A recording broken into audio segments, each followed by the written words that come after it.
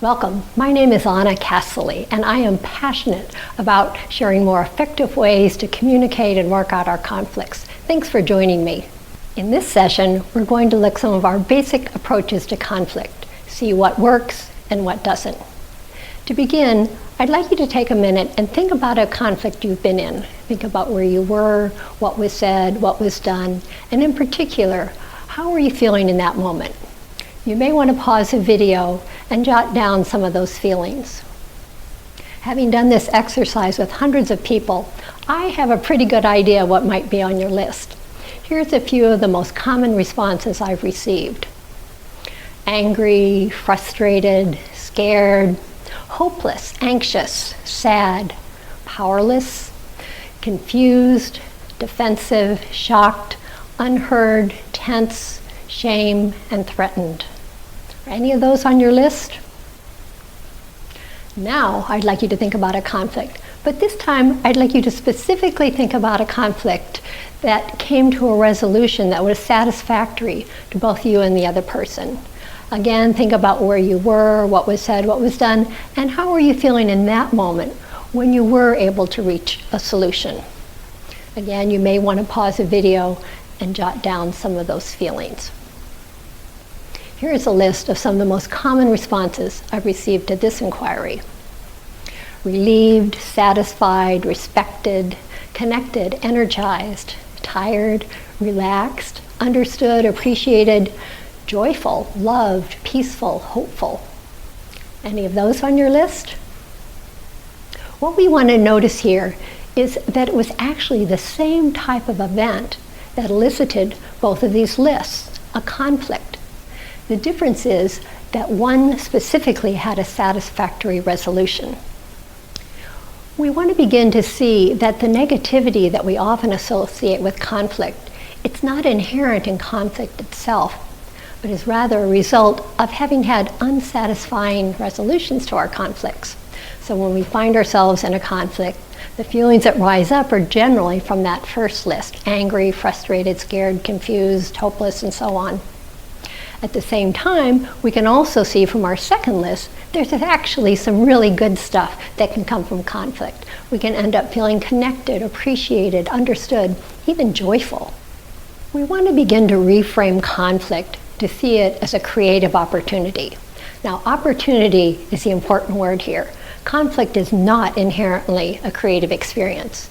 It's the opportunity for that. It's the opportunity to learn how someone else sees a situation, to share how you see the situation, and to find creative solutions to our problems. But we can only do this when we shift from conflict as a contest to be won to a place of mutual exploration, learning, and discovery. Let's look at a couple more questions. Did you grow up in a family where conflict was handled in a clear, respectful, compassionate manner? Having asked this question to hundreds of groups over the years, I've found that only about 10 to 20% of folks feel this was true for them, that it was well handled. Here's another question. As you grew up, did you have training in school or elsewhere in how to resolve conflicts? Usually, even fewer answer yes to this question. So if you didn't have it well modeled as you grew up, and you didn't have training in how to do it better, how are you supposed to know how to do it? I think this is important because I find there's a certain amount of shame or self-judgment if we're unsuccessful resolving our conflicts. We think there's something wrong with us, that we should do it better. But think about it. If I asked you to, say, rewire your house and you didn't know how to do it, you wouldn't think there's something wrong with you. You would realize you just hadn't learned how to do it. With this in mind, hopefully we can be a bit more compassionate towards ourselves if we struggle with conflicts, and also extend that same understanding to others, as they too may have a limited toolbox for resolving conflicts. For now, let's go back to our two lists of feelings. I'd like you to ask yourself, which of these are feelings you like to have, or more specifically, would choose to engage in an activity if you thought you'd end up feeling this way? For instance, if I said, there's this activity we can do this weekend, and I promise you, you'll end up feeling angry, frustrated, scared, hopeless, anxious. Or there's this other activity we can do, and I promise you'll end up feeling understood, connected, energized, appreciated. Which would you want to do? I'm pretty sure you'd choose the second activity and not the first. What do we tend to do when confronted with a situation that brings up feelings like those on the first list, feelings we generally don't like to have? One of the most primal responses is to move into fight-flight. If we think we have enough power, we move into fight mode. And I'm not talking about physical fighting necessarily. It's using our power over someone to get our way. Do it my way or the highway. If we feel we don't have sufficient power, we may move into flight mode. Let me out of here, hang up the phone, walk out the door. And of course, there's also freeze mode. This is when the body's still there, but everything else has checked out. We'd like to look at a fourth option, flow, working together to meet the needs of all those involved.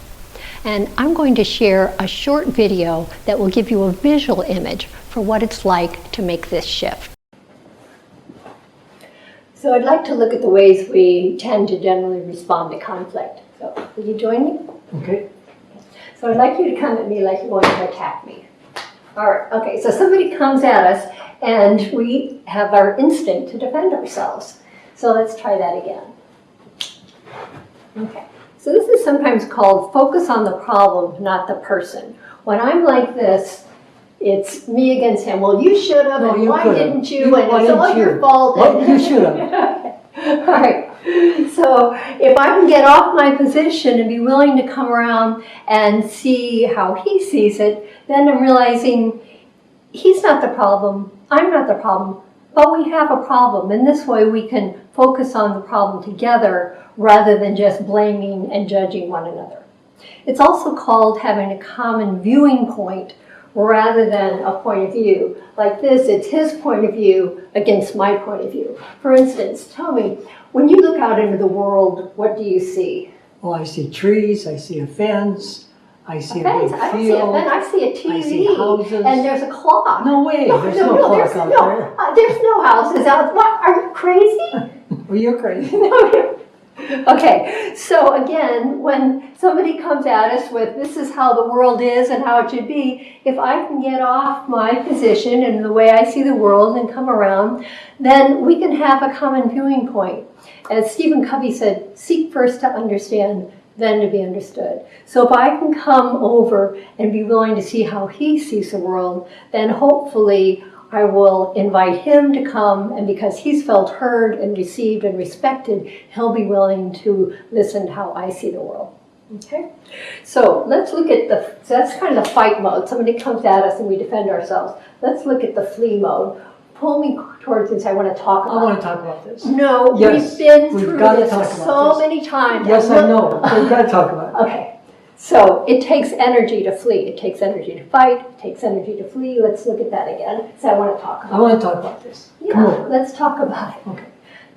Now that looks so easy, but for this person, it takes a lot of courage to be willing to engage. This is a person who has experienced it's not safe to engage, that I'm going to lose, I might even get hurt, okay?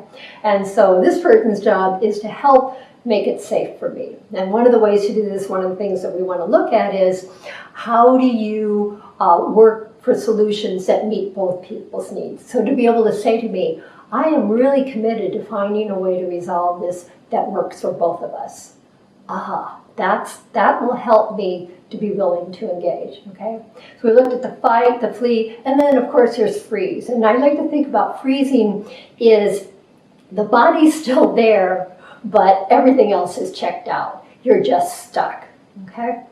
So all of this is just to give you some images so that when you find yourself either stuck pushing against somebody, fighting in opposition, or pulling away, and not necessarily physically here, but even verbally, just not willing to engage or just frozen, how do you change that fight, flight, freeze to a flow? How do you shift the energy so that you can be working together to focus on the problem, not the person, and to have a common viewing point rather than a point of view, so you can work together for mutually agreeable, satisfactory solutions. Thank you. You're Okay? welcome. So next time you find yourself stuck in a conflict, either pushing against or pulling away or frozen, ask yourself, how can we shift from fight, flight to flow? How can we focus on the problem instead of the person? And how can we have a common viewing point rather than a point of view? There are very specific skills that can help us make this shift as we learn to express our needs in a way that doesn't make the other person defensive, to hear what the underlying needs are of the other person, which are often hidden under judgments and blame, and to reframe conflict as a problem to be solved rather than a battle to be won. I hope you will continue to explore this vital topic with me. You can find my schedule of upcoming trainings and also sign up for a private coaching session at my website, www.growingpeace.net. Thanks for being here and take care.